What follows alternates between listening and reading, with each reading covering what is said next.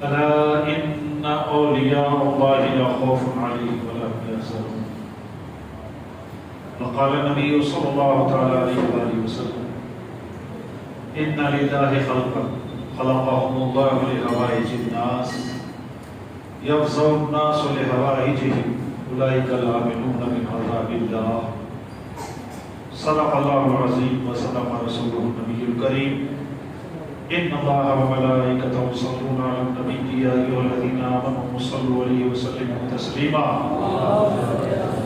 اللهم صل على سيدنا وعلى آل سيدنا وأصحاب سيدنا وأزواج سيدنا ومولانا محمد وبارك وسلم.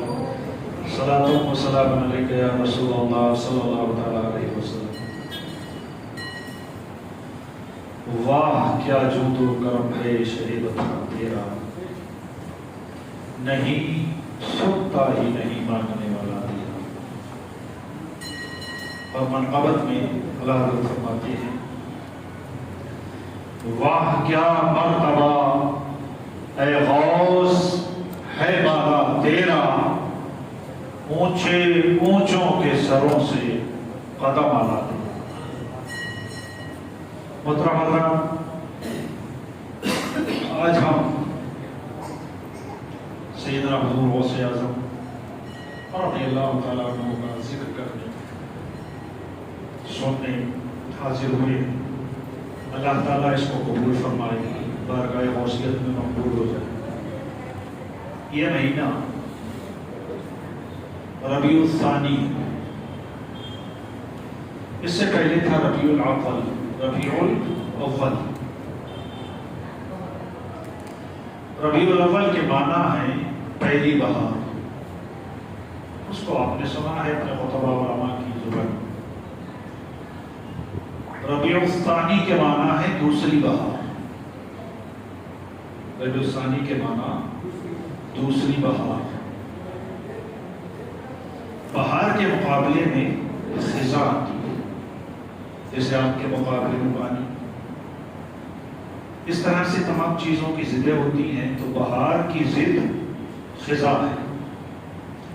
خزاں کا وہ موسم ہوتا ہے کہ جس کے اندر ساری ہریالی ختم ہو جاتی ہے، سوکھا پن ظاہر ہو جاتا ہے،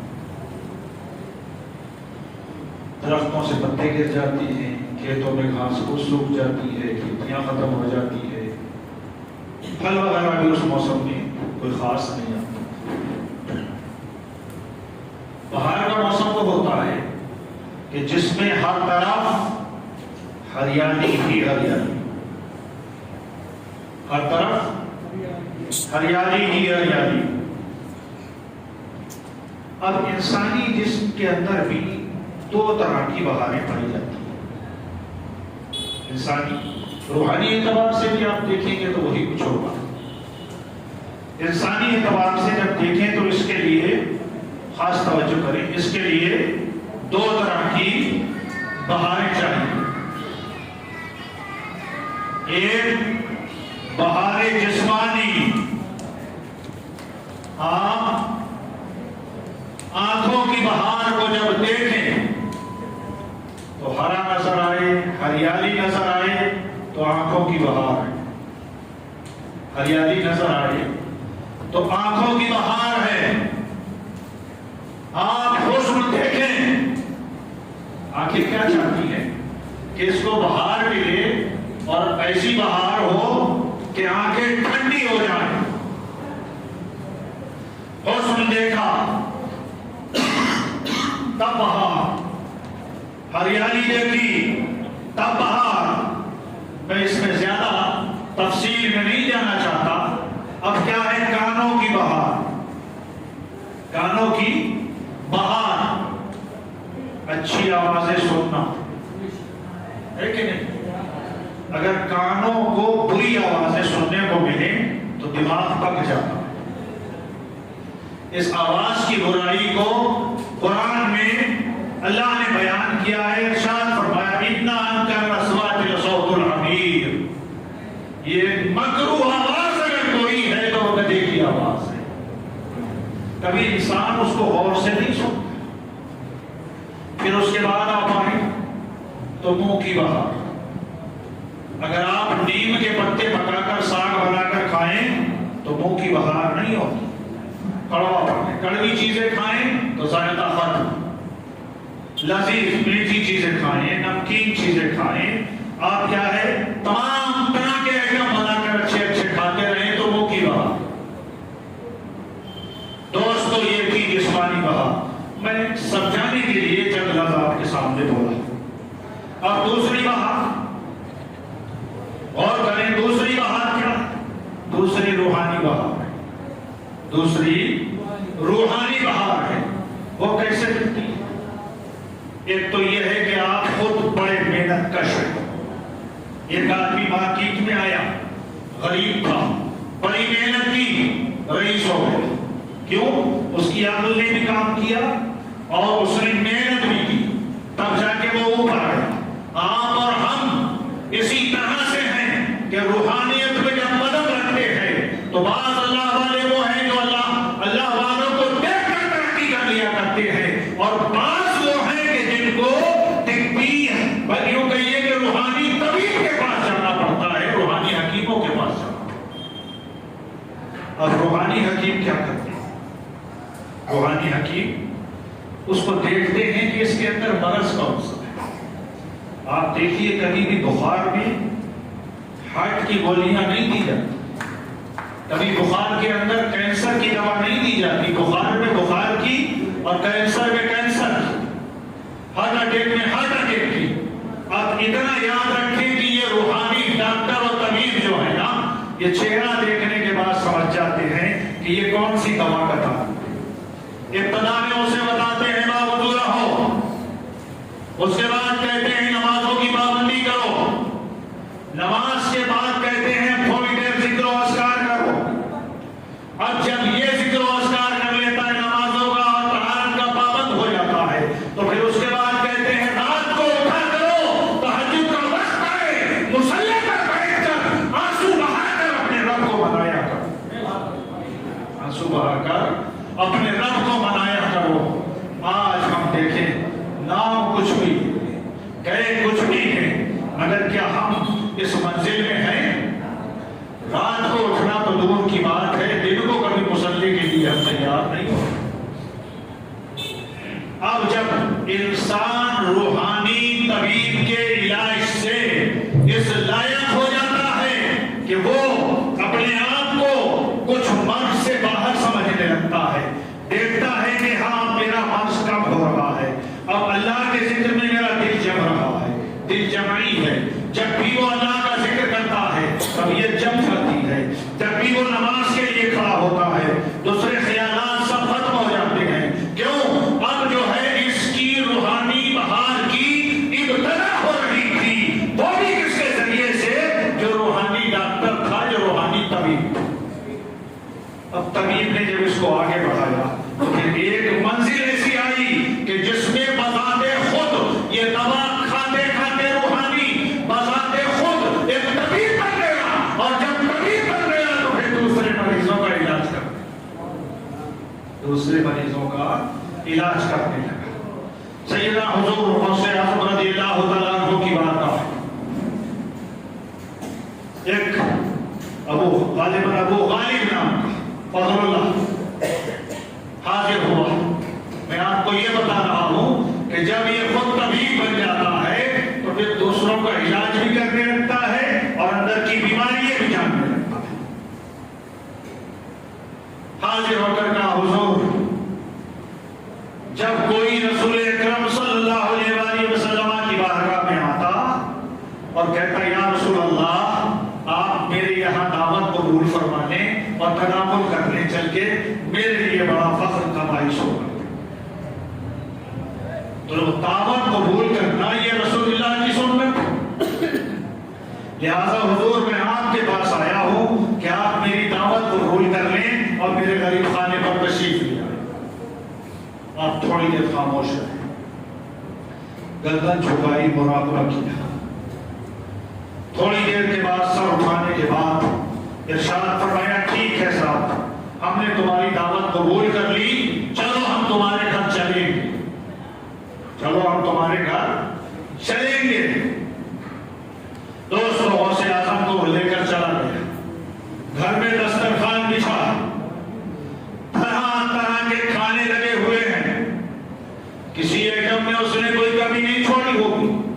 ہم ایک بات سمجھ لیں، جو جس فیلڈ کا ہوتا ہے نا وہ اپنے فیلڈ کے بڑوں کی بڑی خدمت کرتا ہے۔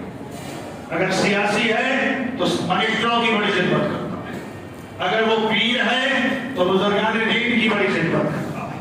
اب وہ بھی چاہنے والا تھا نا، چاہنے والا تھا حضور چلے، گھر میں پہنچ کر دسترخوان بچھا کر کیا کوئی کمی چھوڑی ہوگی؟ اس سب کچھ لگا دیا۔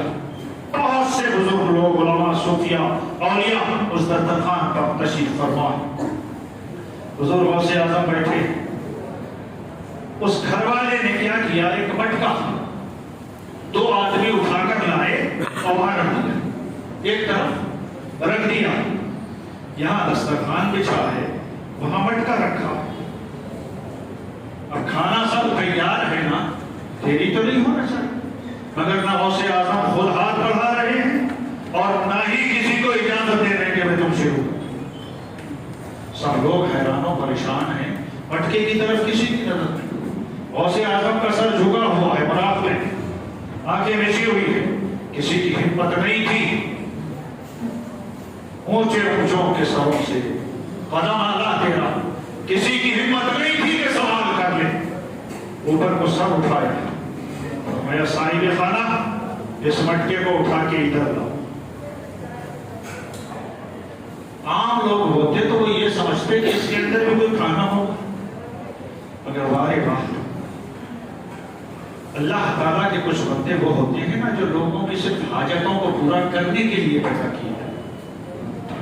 میرے آقا صلی اللہ علیہ وسلم ارشاد فرماتے ہیں، حدیث شریف ہے طبرانی شریف کی، فرماتے ہیں اِنَّ لِلَّهِ خَلْقًا خَلَقَهُمُ اللَّهُ تَعَالَى لِحَوَائِجِ النَّاسِ۔ ارشاد فرماتے ہیں مصطفیٰ، بے شک اللہ کے کچھ بندے، کچھ مخلوق وہ ہے جن کو اللہ نے لوگوں کی ضرورتوں کو پورا کرنے کے لیے پیدا کیا، صرف لوگوں کی ضرورتوں کو پورا کرنے کے لیے۔ یفزع الناس لحوائجہم، لوگ اپنی حاجتوں کو لے کے ان کی طرف دوڑتے جاتے ہیں، دل میں ارادے لے کے جاتے ہیں، اور ارشاد فرمایا اولئک آمنون من عذاب اللہ، تو اللہ کے عذاب سے بالکل مامون ہوتے ہیں، ان کو کوئی خوف کوئی ڈر نہیں ہوتا۔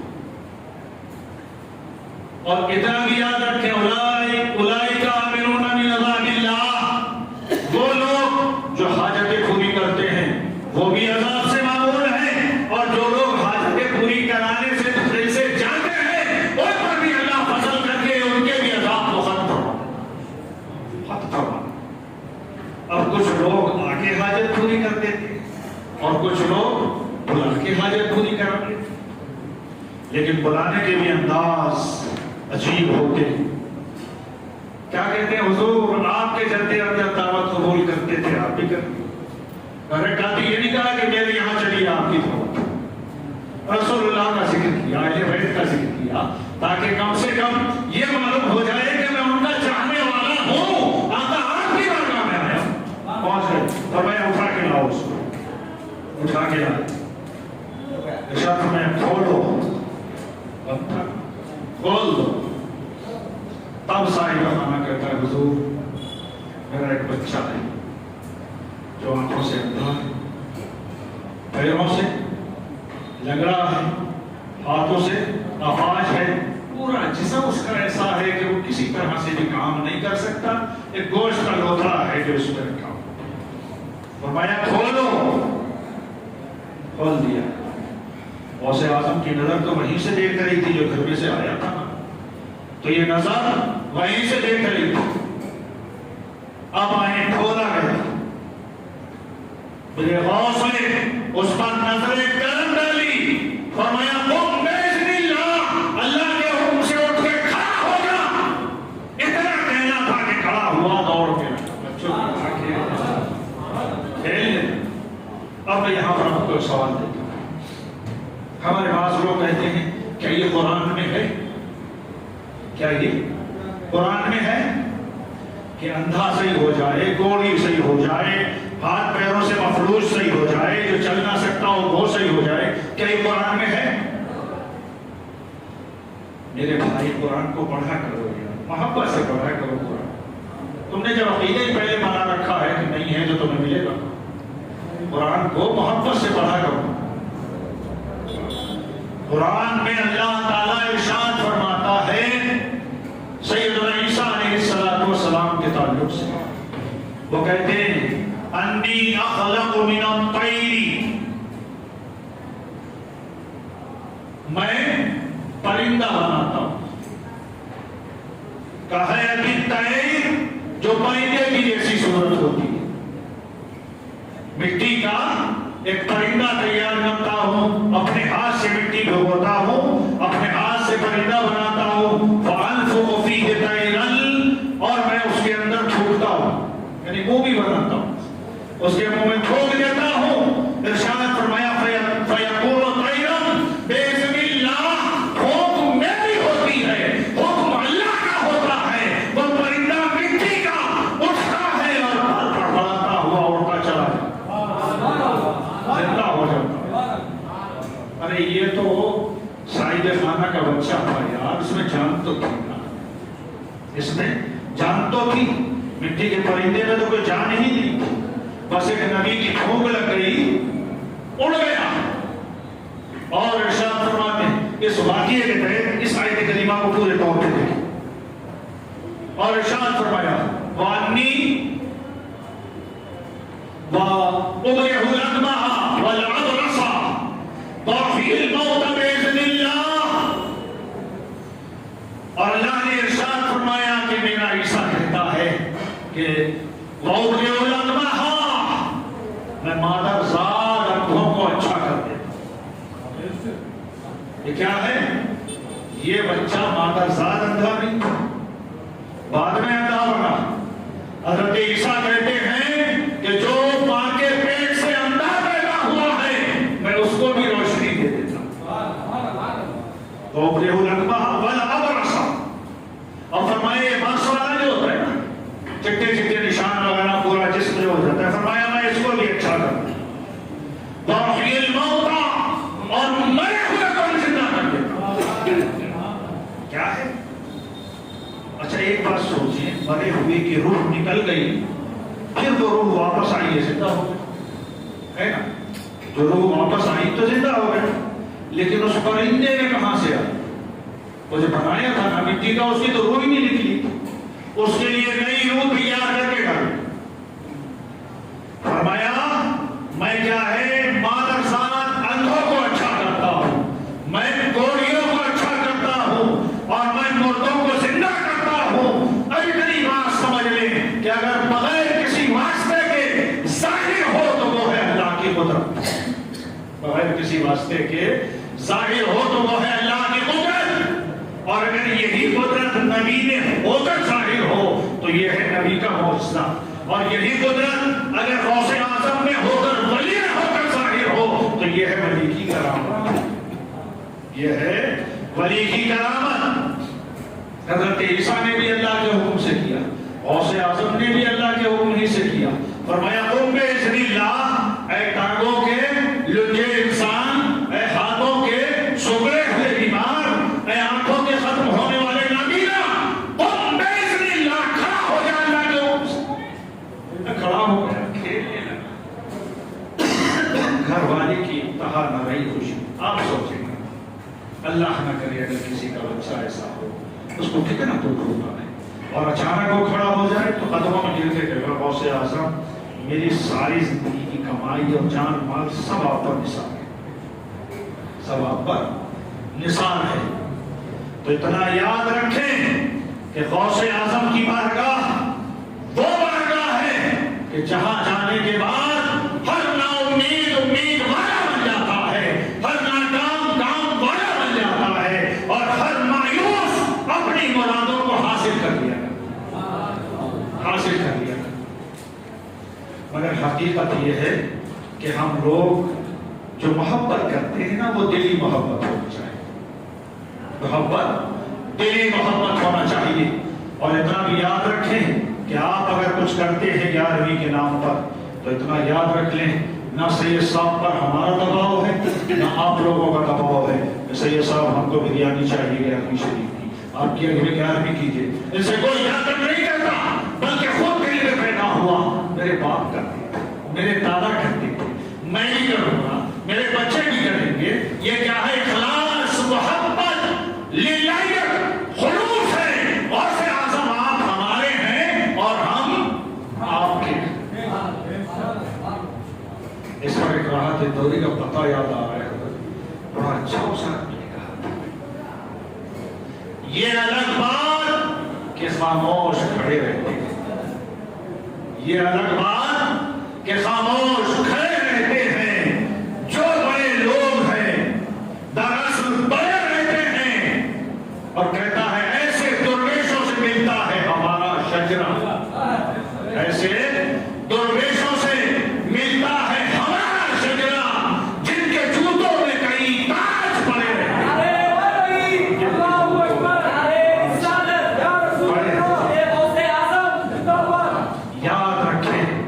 ان کی بارگاہ وہ ہے کہ بادشاہ لوگ تاجوں کو سر پر سجاتے ہیں اور یہ لوگ تاجوں کو جوتوں میں رکھتے ہیں۔ اگر یہ کہتے نا کہ ان کے قدموں میں پڑے رہتے ہیں تو قدم اور ہوتے ہیں، جوتے اور ہوتے ہیں۔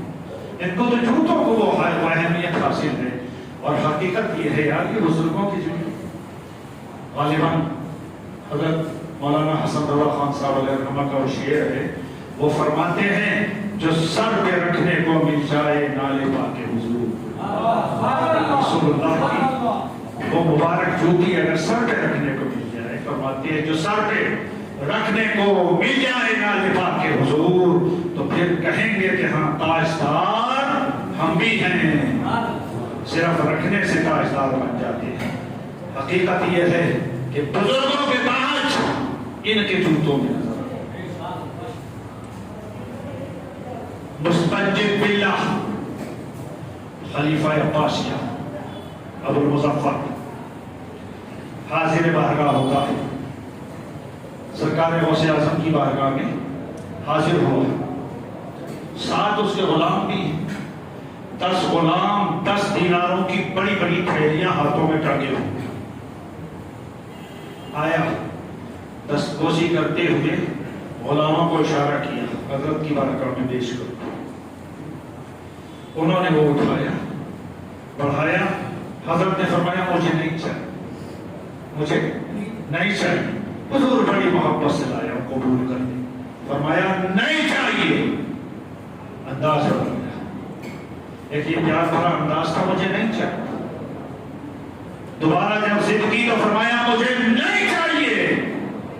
جب دوبارہ اس نے کہا سرکار بڑی محبت سے لایا، قبول فرما لیں، فرمایا بول دیا نہیں چاہیے ہے تو نہیں چاہیے ہے۔ وہ تھیلی اٹھائی، دوسری تھیلی ایک ہاتھ میں اٹھائی اور دونوں سے دبایا تو اس میں سے پریشر کے ساتھ خون نکلنا شروع ہو گیا، خون نکلنا شروع ہو گیا۔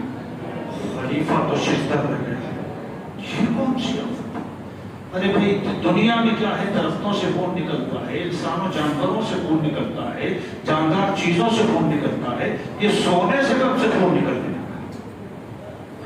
سرکار غوث اعظم نے فرمایا سن، حیران ہونے کی ضرورت نہیں ہے، یہ وہ رعایا اور تبلیغ کا خون ہے جو تو چوس رہا ہے، اور یہ تیرے درہموں کے اندر موجود ہے، دینار کے اندر موجود ہے، تیری دولت میں رعایا کا خون بھرا ہوا ہے۔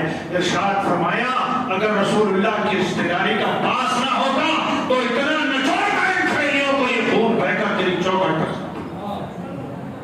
رسول اللہ کی رشتہ داری کا مطلب، قرابت کا مطلب، یعنی یہ بنو عباس جو تھے نا، حضرت عباس رضی اللہ عنہ کے بچوں میں سے، ان کی نسل تو رسول اللہ کے چچا ہیں حضرت عباس۔ فرمایا اگر رسول اللہ کی نسبت کا خیال نہ ہوتا تو اتنا نچوڑتا کہ یہ خون تیرے دروازے تک جاتا۔ بے ہوش ہو گیا خلیفہ، بے ہوش ہو گیا۔ حقیقت یہ ہے اللہ والے جو ہوتے ہیں نا، بڑوں کو تنبیہ کرتے ہیں اور چھوٹوں پر شفقت کرتے ہیں، ان کی ضرورتوں کو پورا کرتے ہیں۔ یفزع الناس لحوائجہم، اپنی ضرورتوں کے لیے یہ لوگ دوڑتے رہتے ہیں ان کے پاس۔ اچھا میں آپ سے پوچھنا چاہتا ہوں، ہم اتنے لوگ بیٹھے ہیں اجمیر شریف جاتے ہیں، خواجہ غریب نواز سے ہماری کوئی رشتہ داری ہے، ہمارا کوئی ایگریمنٹ ہو؟ کیا انہوں نے وہاں سے ہمارے لیے کسی آدمی کو بھیجا ہے کہ میرے پاس آ جاؤ، مجھ سے مل کے جاؤ؟ بیٹھے بیٹھے خیال بنتا ہے، آپ اجمیر شریف چلے جاتے ہیں، بارگاہ غریب نواز میں بڑی محبت کے ساتھ کھڑے ہوتے ہیں، اور جب تک بارگاہ غریب نواز میں رہتے ہیں تب تک آپ کو اللہ یاد آتا رہتا ہے۔ سئل رسول اللہ صلی اللہ علیہ وآلہ وسلم عن اولیاء اللہ، رسول اللہ سے اولیاء اللہ کے بارے میں سوال کیا گیا، یا رسول اللہ یہ اولیاء اللہ کون ہیں؟ قال الذین اذا ذکر اللہ، یہ وہ اللہ کے ولی ہیں جب جب تو ان کو دیکھے گا تب تک تجھے اللہ کی یاد آئے، جب جب تو ان کو دیکھے گا تب تب اللہ کی یاد آئے گی۔ کیا ہے؟ لحوائج الناس، لوگوں کی ضرورتیں پورے کرنے والی ہیں۔ جب تک یہ چلتے رہے تھے تب بھی ضرورتیں پوری کر رہے تھے، اور جب زمین کے اندر آرام کرنے لگے تب بھی یہ ضرورتیں پوری کر رہے ہیں۔ ہمارے یہاں کیا ہوا؟ بعض دوستوں نے کہا